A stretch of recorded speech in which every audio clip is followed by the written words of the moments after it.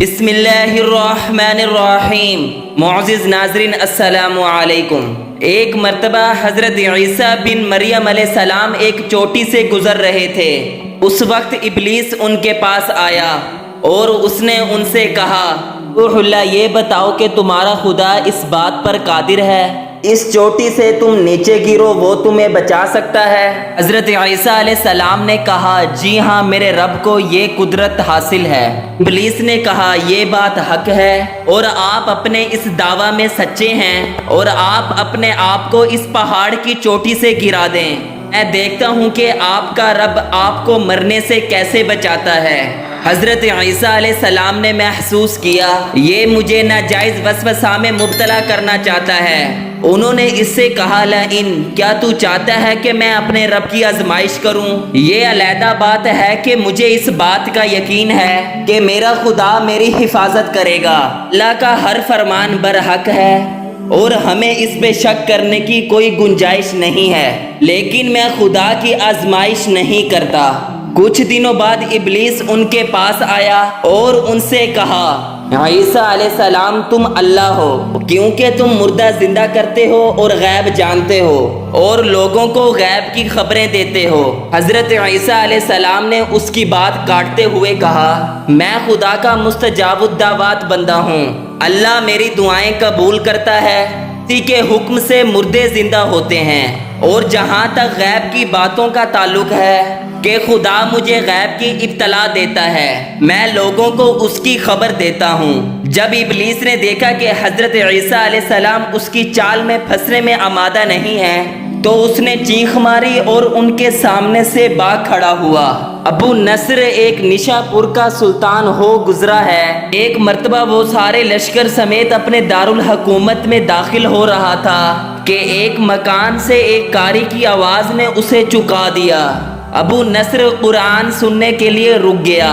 قاری نے دل سوز آواز میں سورۃ آل عمران کی آیت نمبر 26 کی تلاوت کی، جس کا ترجمہ یہ ہے، آپ کہہ دیں کہ اے اللہ، وہی مالک اور ملک ہے، تو جسے چاہے سلطنت عطا کرے اور جسے چاہے سلطنت کھینچ لے، اور جسے چاہے عزت دے اور جسے چاہے ذلت دے، تمام بھلائی تیرے ہاتھ میں ہے، بے شک تو ہر چیز پر قدرت رکھتا ہے۔ اس آیت مجیدہ نے سلطان کے دل پر گہرا اثر کیا۔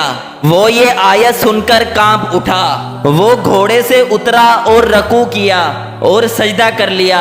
کچھ عرصے بعد اس قاری کی وفات ہو گئی۔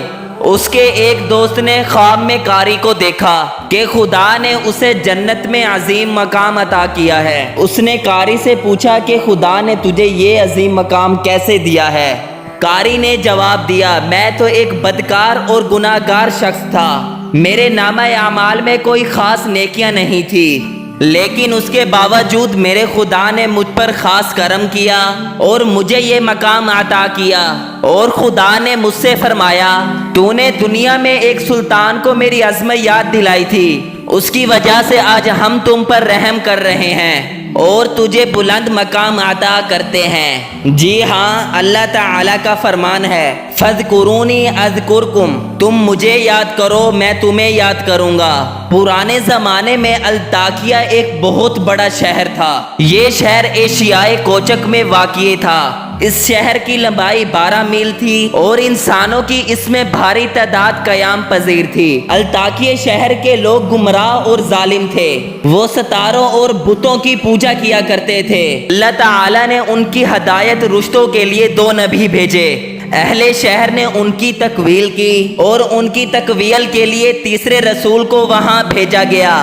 چنانچہ تینوں انبیاء نے ان کو خدا کے راستے کی دعوت دی اور شہر کے گوشہ گوشہ میں ان تینوں نے خدا کی تبلیغ کی، لوگوں کو توحید کی دعوت دی، معیات اور قوم قیامت سے ان کو آگاہ کیا اور انہیں خدا کے عذاب سے خبردار کیا۔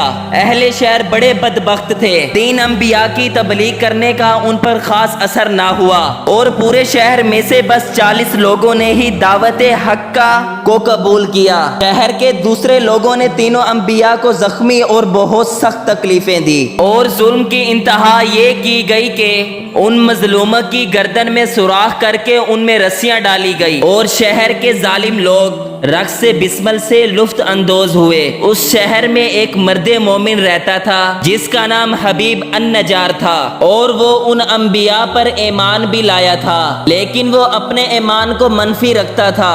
وہ شہر میں بڑھئی کا کام کرتا تھا۔ اسے جو مزدوری ملتی تھی وہ 2 حصوں میں تقسیم کرتا تھا۔ ایک حصہ وہ اپنے اہل خانہ کو کھلاتا تھا اور وہ دوسرا حصہ غربائے مساکینوں میں تقسیم کرتا تھا۔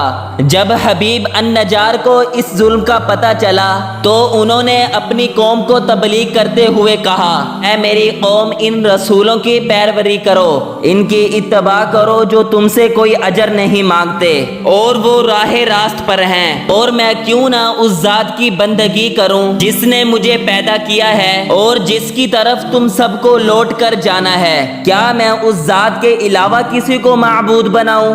جبکہ خدائے رحمان مجھے ضرر پہنچانے کا ارادہ کر لے تو ان کی شفاعت مجھے کوئی فائدہ نہیں دے سکتی اور نہ وہ مجھے چھڑا سکتے ہیں، تب تو میں سری گمراہی میں مبتلا ہو جاؤں گا۔ میں تو تمہارے پروردگار پر ایمان لے آیا ہوں، لہذا میری بات سن لو۔ کیا میں اسے چھوڑ کر دوسرے معبود بنا لوں؟ حالانکہ خدائے رحمان مجھے کوئی نقصان پہنچانا چاہے تو نہ ان کی شفاعت میرے کسی کام آ سکتی ہے اور نہ ہی مجھے وہ چھڑا ہی سکتے ہیں۔ اگر میں ایسا کروں تو میں واحد گمراہی میں مبتلا ہو جاؤں گا۔ میں تمہارے رب پر ایمان لے آیا، تم بھی میری بات مان لو۔ لیکن ظالم لوگوں نے ان کی بات پر کان نہ دھرے اور ان کی نصیحت سے خواب غفلت سے بیزار نہ ہوئے، لیکن ظالم درندے یکدم ان پر ٹوٹ پڑے اور بیچارے کو اتنا مارا کہ اس کی آنتیں باہر نکل آئی، پھر اس کا گلا دبا کر قتل کر دیا اور لاشا کو کنویں میں ڈال کر اوپر سے مٹی ڈال دی گئی اور وہ کنواں اس کا مدفن بن گیا۔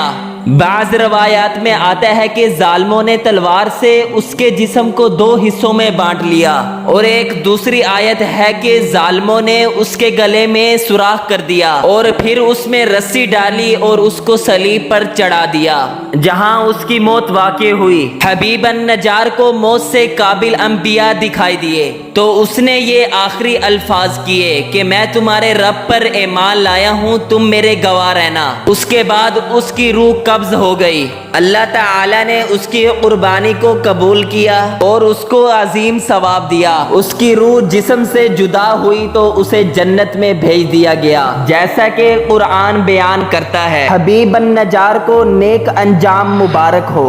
امید کرتا ہوں کہ آپ کو میری ویڈیو اچھی لگی ہوگی۔ اگر ویڈیو اچھی لگی ہو تو ویڈیو کو لائک کریں اور چینل کو سبسکرائب کریں۔ اللہ حافظ۔